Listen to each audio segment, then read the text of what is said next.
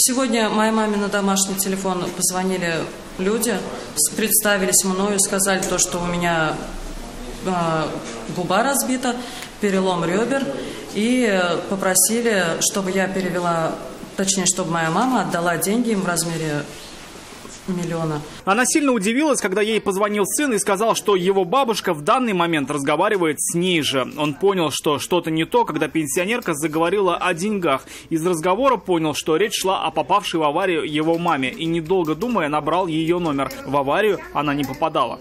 Те, кто были с той стороны на телефоне, они говорили: не кладите трубку, разговаривали с моей мамой.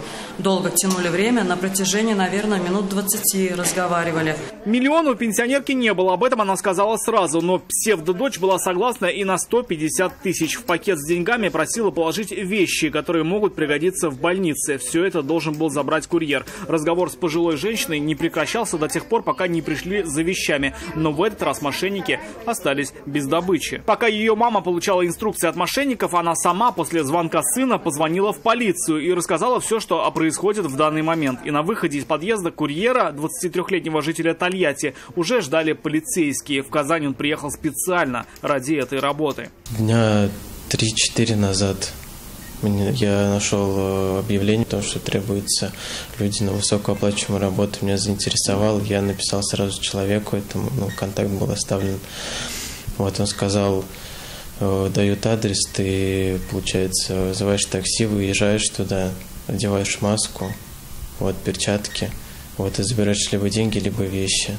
И потом отправляешь их на карту. За такие услуги обещали платить 10% от забранной суммы. За один день доход курьера составил почти 45 тысяч. На следующий его задержали. Вы знали, что это все? Сначала я не понял, но потом я стал задумываться уже. И уже понял.